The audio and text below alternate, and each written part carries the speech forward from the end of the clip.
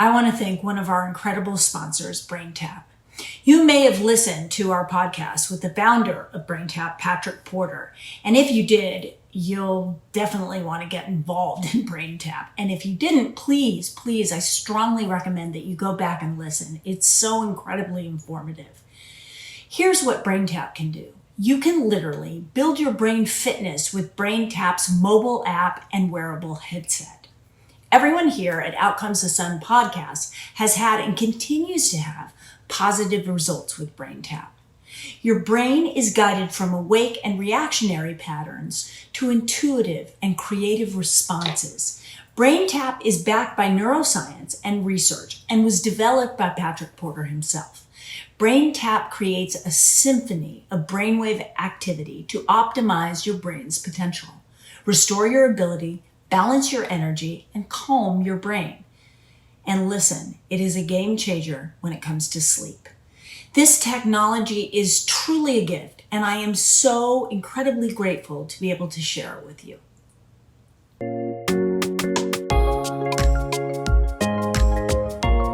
Hello, everyone. I'm Mariel Hemingway, and I have my partner here, Melissa Yamaguchi. Welcome to Outcomes the Sun podcast. We have a very wonderful guest today whom I actually haven't met in person, but I feel like I know her.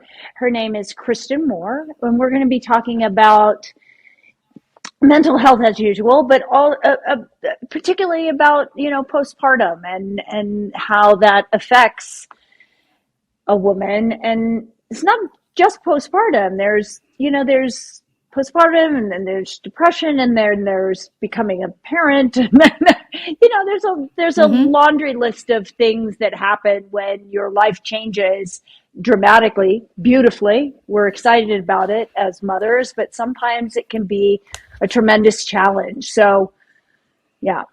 So I'm gonna throw it to you, Melissa, because I think that you have a clear understanding of what we need to get Kristin talking about so that we can help people that are suffering. Absolutely. I had the good fortune of meeting Kristin through another mutual friend of ours. And during our conversation, Kristin, I was struck by you were faced with a hormonal imbalance, which causes this postpartum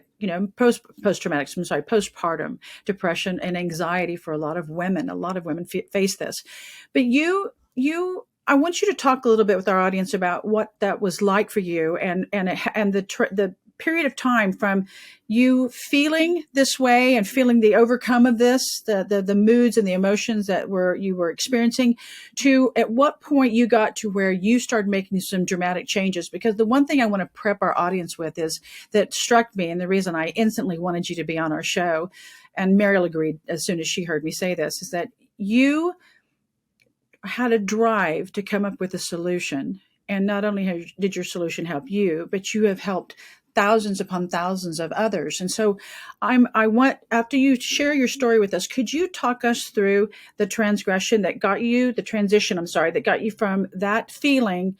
What was that? What was that magic thing that got you to do something? That's the thing that people are often wondering. Wow. Yes, I can definitely do that. And thank you for this opportunity. It's so funny. People ask me what the secret sauce is, and I have to explain that they already have it. They just have to tap into it. It's already there. It's the power of the human resiliency is what it is. And so how this all started, I will say my background is journalism. I won several awards. I had the checklist of what society says, right? College degree, husband, kids, career, car, vacations. And I was not happy. I see now, several years later, that I wasn't, because I didn't know myself. I didn't know what I liked. I just agreed with my husband. I just agreed with my friends. I was just very much don't be too opinionated. Just kind of get along, be easygoing, not knowing you can express yourself and you can be yourself and be assertive and still be a kind person. So what happened was at this point, I had 3 kids. So with my 2 boys, I didn't really notice what they would classify as baby blues or depression. I knew I probably had some anxiety, but I was still very much in denial of, I don't need help. I'm fine. Right. With my daughter, I went in for my checkup after 6 weeks, and they said, here, do you want to take the Depo-Provera shot, birth control shot? I thought, okay, we'll give that a go for a few months or so instead of taking the pill.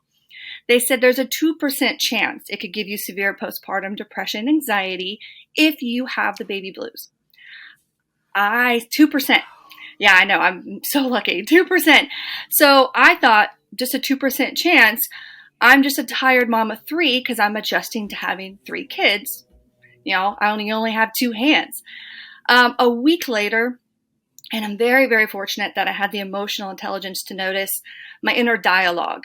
I wasn't aware of how I was really speaking to myself, but this voice came across so loud. I was looking for my daughter's new Social Security card to register for insurance, and I misplaced it.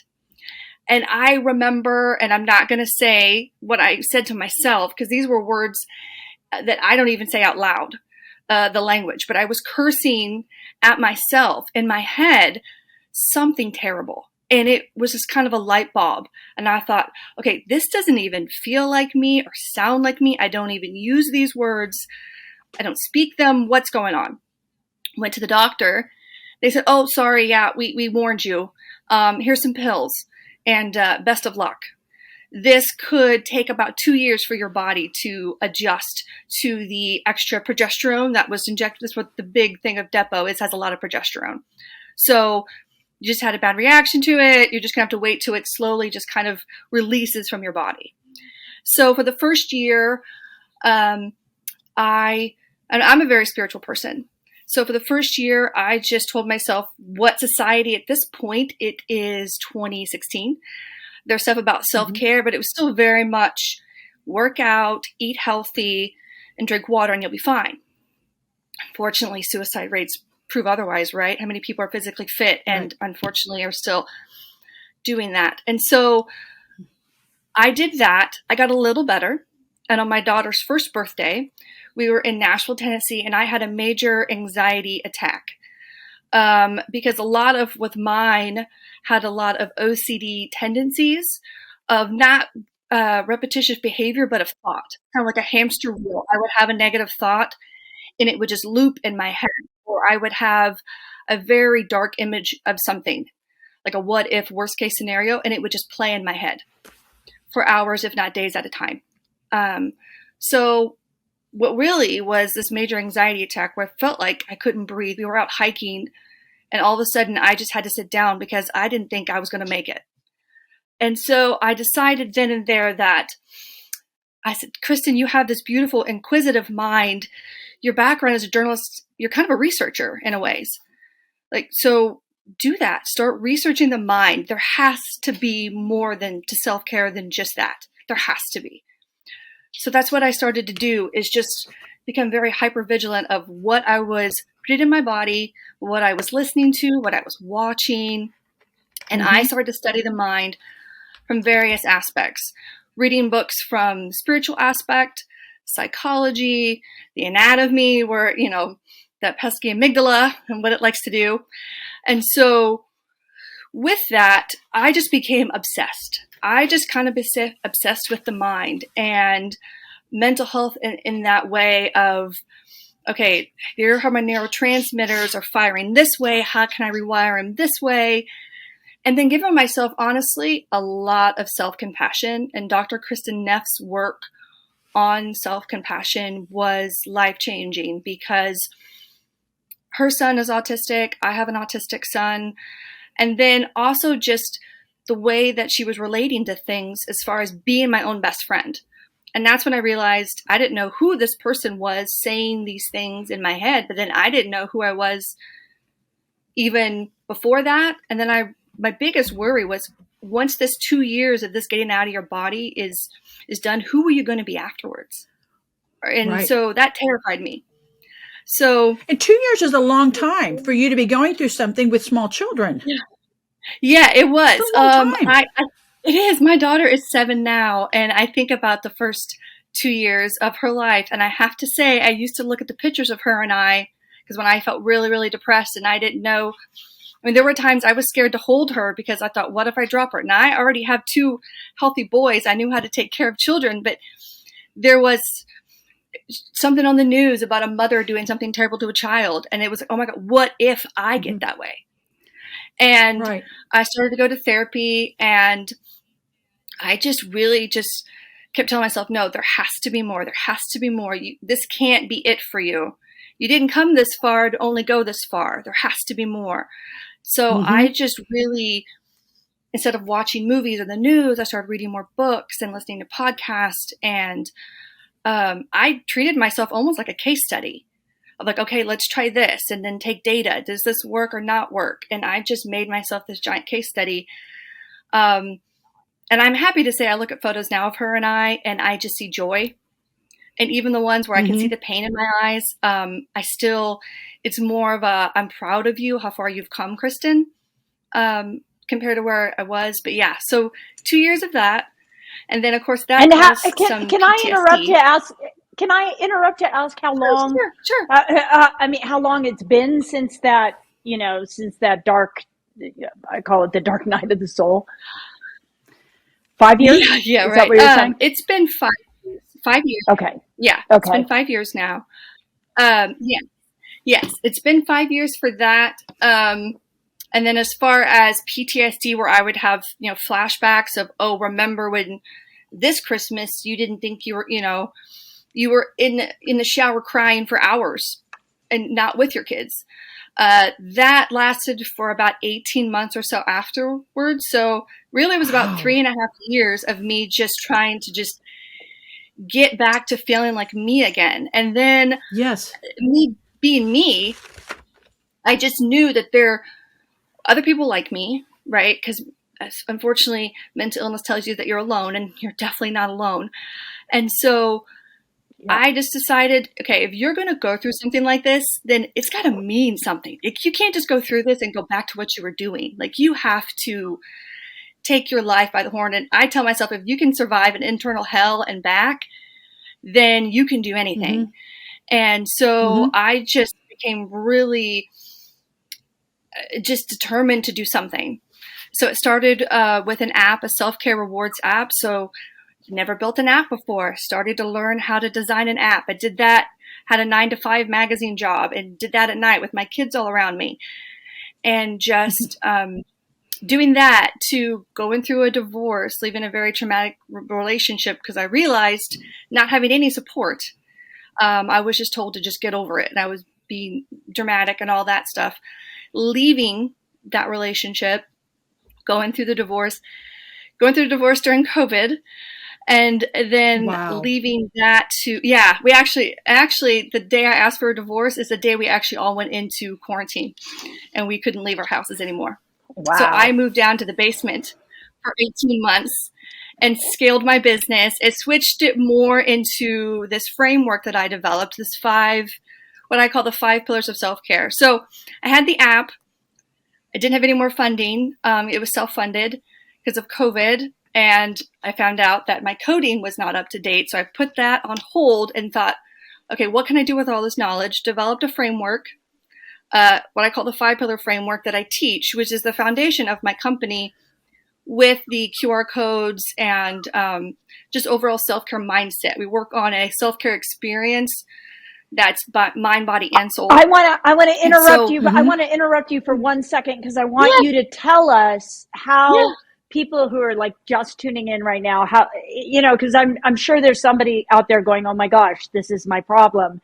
And they would, this is me. They would like to be able to get help right away. So where do they go for your QR codes or whatever? Please tell us where they can go. Sure. So you go to backtoselfcare.com. You click on the resources page. Okay. There are, backtoself.com. You click on the resources, and there are tons of resources from different sites to Dr. Kristin Neff's work.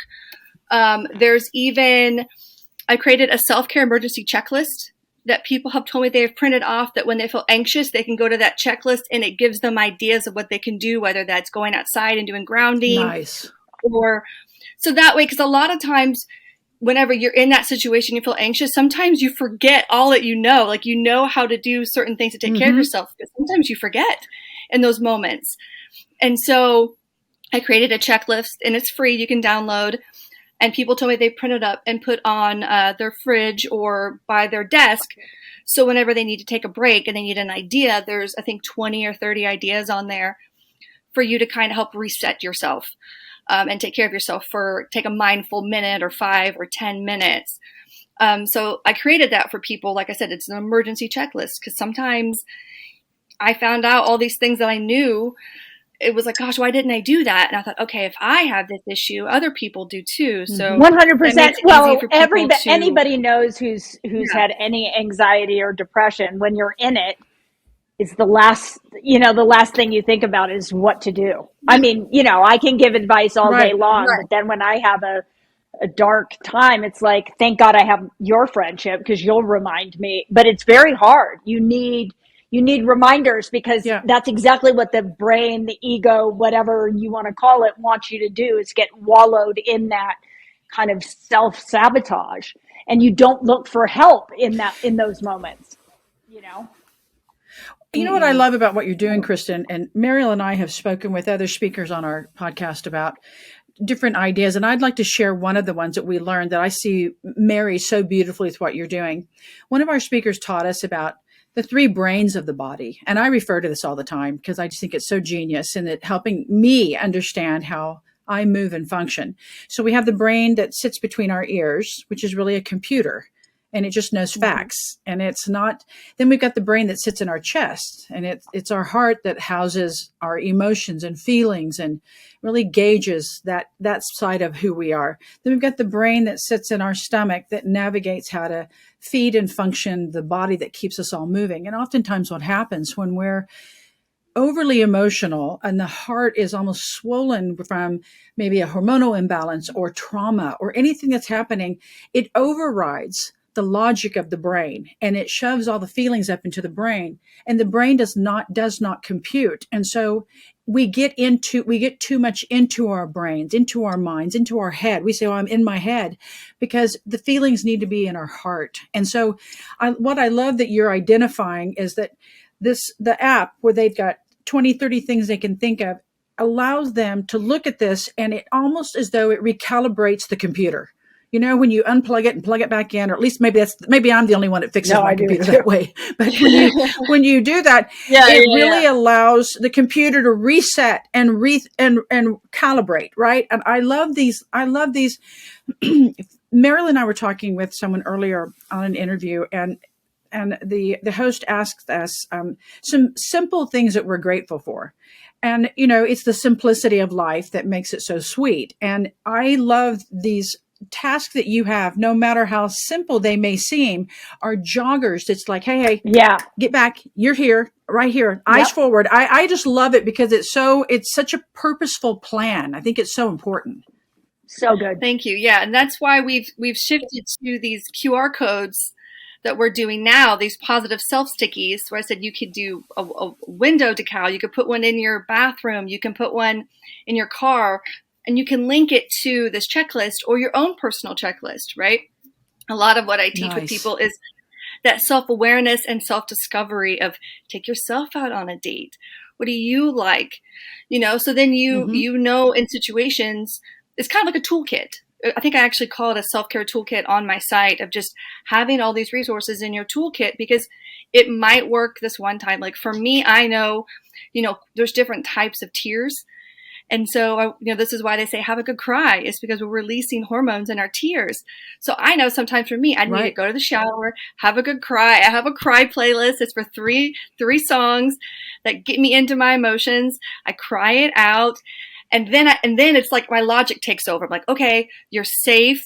You're here. You've got a roof over your head, whatever that may be. But I've taken the time to know myself, to know that that's one thing in my toolkit that I can do whenever I need to reset or get something out, whatever it may be. Or to just go outside and just go for a walk. Or, a lot of it is just getting out of your head, using your hands. I love to paint. And so it could just be, I don't care what's on the canvas, just start painting, see what happens. Or doing your makeup, even just doing that, just getting, exactly out of your head. And I will say one thing that got me through this one quote that it feels kind of Dr. Seussish, but I use it with my kids and with adults, and they seem to really resonate with it, is that, a thought is a thought and a feeling is a feeling, but none of it matters unless you give it meaning. So that helped me when I would have darker thoughts. Okay, I don't have to attach myself to this. Just kind of picture it just kind of going down a river in my head. Oh, there it is. Oh, bye. Okay, see ya. And then move on to the next thing.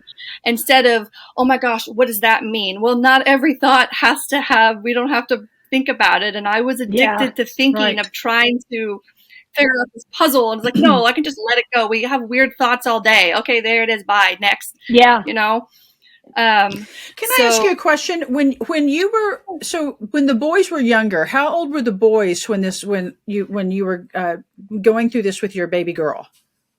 Okay, so my boys were, 5 and 2. 5 and 2. So yeah. Did you, at any point, were you concerned about your relationship with the boys? Did you see that almost as separate than the baby? I saw it as separate because at times I felt myself slightly mad at her because I thought, my brain, not in its logical state, thought she did this to me. And I did nothing to harm her. Yeah. But there were times where, again, it was that fear of what if I get so upset that I do hurt her? So then I would go put her down. Right. I would just go set her down. And it was like, okay, Kristin, you're not, my therapist would tell me, it's like the fact that you're even worried that you're going to hurt her, you're not going to hurt her. I was like, you're just confused and you're processing because I was mad at myself. Why did I take the shot?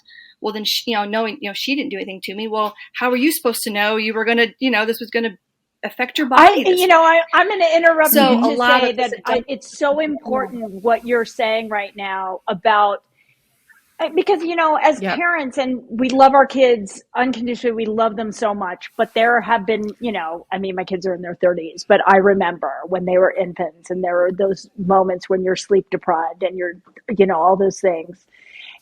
Or there's a teenage hormonal moment and you think right. Or you don't think. Yeah. There is no thought. You're just like on, you're trying to survive.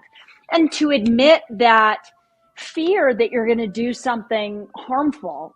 And, God only knows that there's no cell in your body that wants to do that. But for you to be brave enough to admit that, because I think our listeners need to know we all have these thoughts. Yep. We're human beings. We all have, you get to a level, if you haven't had enough sleep, that's why what you're doing and giving that that little checklist of things that you could do, whether it's go outside and ground. And, yep. Melissa and I talk about this all the time because it's all, in my opinion, there are so many lifestyle choices that you can make that you can pull yourself out of darkness, right? It's not simple. It doesn't happen always, immediately, but that intention to find a solution in your ready environment and having the courage to understand that we all, and just like you said in the beginning, Kristin, nobody's alone. There's so many people suffering and after COVID, it's like crazy. People are still, you see it in the supermarket. People are still scared. They're, and there's parenting, like you don't know how to, you see all the machinations of everyone's brain trying to figure out this world we live in now. How do we negotiate it? And for you, just having the courage to say, I was scared I was going to hurt my child. And I think that as parents or mothers, I don't know, I felt that. And you're ashamed, you're embarrassed. Like, how could I think that? I'm a horrible person. But you're not. You're human who is having those, if those things are out of balance, you will have irrational thoughts. right? You will have thoughts that don't Right. support a healthy. But if you have a checklist, yeah. Oh, Well, the pressure's on mothers that the pressure's on, if yeah. you think about it logically, parenting a child is a job. It's a job. And it's not 9 to 5, it's 24/7. And if Yeah. you went into a brand new job and you weren't sure about your credentials, no matter what kind of a GPA you had, no matter how many BAs you had, even MAs, but if you go into a brand new job, you're still walking in with a bit of trepidation, like, do I have what it takes? Am I going to be seen as a poser? Am I going to be found out to be the fraud? And everybody suffers from the fraud syndrome. So when you've got this baby, and we all know the importance of having a baby, so for a mother to feel, do I have what it takes? Am I going to screw up? Am I going to make a mistake? Am I going to alter the course for this child's life in the wrong way? There's a lot on it. And so I think that Yes. grace, you and I have been talking about grace a lot lately, Mariel. I think giving yourself this grace, Yes. which I want to applaud you for, Kristin, because I mean, you're a young mom coming out of this thinking, you said something, you said, oh, we all have this. There's no magic sauce. We all have this. In the beginning, when I was saying, you said people often ask you, what's that little magic thing? But I want to say, I'm going to disagree with you gently, because not everybody knows how to take the next step. It's scary. Some people inherently have this connection, and whatever their belief system is, to kind of pull within and hear the answers. And then some people are sitting there lost in the woods saying, I don't know what to do. Where do I go? I don't have the secret sauce. I don't know how to do anything. I'm scared to step forward. So I think that the temerity, the resilience that you have, I don't care if you even thought it was just a micro amount in your system. Yeah. You pulled it. It's like that midnight magnifying. Remember that magnifying thing that the magnifier looked like a horseshoe and you'd put a beard on that guy, that bald guy, that drawing? You somehow pulled the magnifier and pulled out all the little remnants of moxie that you have in your system to make this happen. And I think that if I could deduce this to a takeaway, I think the most important thing for our listeners is to realize that you get quiet, you listen to see if you get your brain quiet and your heart quiet, and you just kind of center yourself.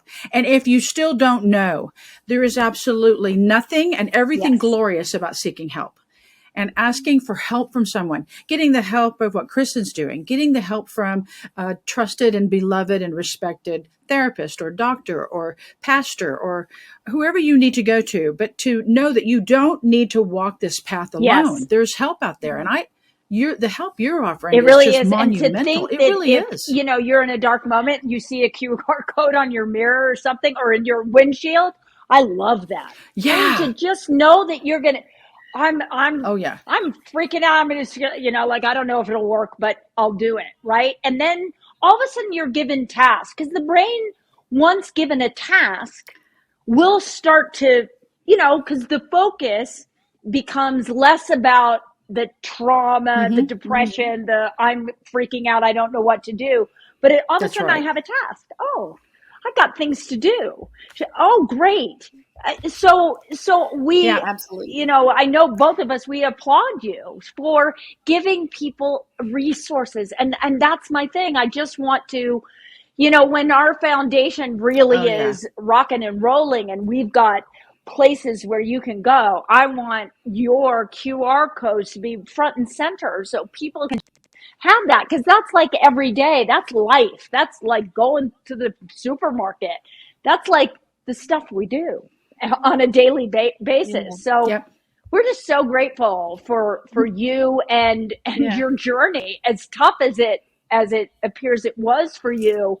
Yes, you had tenacity. Wow. Did you have something that you pulled out of the, I'll say something dirty, I won't say it, but you pulled it out of the ethers. That's the nice way to put it. Yeah. People, they ask me, I get asked a lot. And so I think about it. And so I try to be humble. And that's why I say resiliency. It's like this light within you. And if you quiet, you can find it. And, honestly, when do we see the stars? It's when it's dark.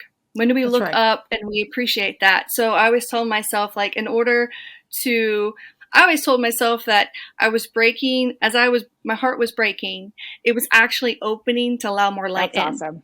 And Oh, I I like was that. not going to let the situations of my life harden my heart. And that one of my greatest superpowers was the fact that I chose not to let this harden me. Awesome. And I choose it to turn around and shine my light on others and to link arm with other people like yourselves to shine our light together. Because that's how you make the most impact, is when you partner up with people and you lock arms and you turn your light towards the darkness Absolutely. together. So I think a lot of it, yeah, it was just knowing of just, like, again, just knowing that there was more. There was just something, this little quiet voice, and okay, there's more to this. There has to be more. You did not go through all of this for nothing, just to close your heart. So I tell people that just honestly, that's my heart, and choosing it not to let it harden me and turn me into this person, this shell. I didn't want to be a No. shell of a person. And so, Yep. yeah, no, I was like, no, there has to be more than this. And maybe it's, my journalistic side too, as far as like, karmic justice, so to speak, of like, okay, now how can I help people with this? If I'm going to go through this, I'm going to write about it. I'm going to speak about it. I'm going to develop some sort of way. And then Well, you when did. COVID happened and we all had to go resort to QR Yeah. codes. Well, you did. Yeah. And It was like, I'm sorry. well, okay, I how got can to we use interrupt you because our yeah. show is actually only 30 minutes. I so apologize. So we'll have you Yeah. back on, and Yeah. but Yeah, I know. I was gonna say, I think we're coming close. what you did, and you did, everything you said, you did find that, and you are helping, and it really is, you're so right. It is about community. It's about joining hands. Melissa and I join with you and whatever else you've got going on, and the people that have influenced your life, and so on and so on and so on. That network just expands the more that you do what you do, and we come together so that we can share it with more people. And to our listeners out there, thank you for tuning in today, because Kristin really is an incredible resource. Please say your site again so we can send people there. Please say it again. Back to self-care. Selfcare.com. Please go there. You can sign up your own QR codes, Yes. and you actually make personalized QR codes for people, which I think is extraordinary. So yeah, please check this out. This is the kind of lifestyle choices that you can make to help your life, and know that you are not alone, not one single second. We're here with you. We love you all. Thank you so much for joining us, Kristin, and thank you, Melissa, as well, for being my amazing partner in crime in this world that we're negotiating. Thank you for listening to Out Comes the Sun podcast. We'll see you next week. Thank you so much for joining us today on Out Comes the Sun. You can listen to our podcast on Spotify, on Apple, and on YouTube. And you can donate to the Mariel Hemingway Foundation at the marielhemingwayfoundation.org. And I want to spell Hemingway for you, HEMINGWAY.org. I only say that because a lot of people put two M's, and that just won't work. Also, if you're watching on YouTube, you can go to the donate button at the bottom, and it will take you right to a link with the QR code. And if you go to marielhemingway.org, you can also press the donate button and be able to donate to the foundation, which is designed to help guide people towards finding the right solutions for their mental health issues. That is my goal. I'm just trying to raise money so I can come up with an app and a website that has all the information you could possibly want to know about mental health and where to go. But we are in the process of making that happen, and your donation means so much to us. So thank you so much, and we'll see you next week.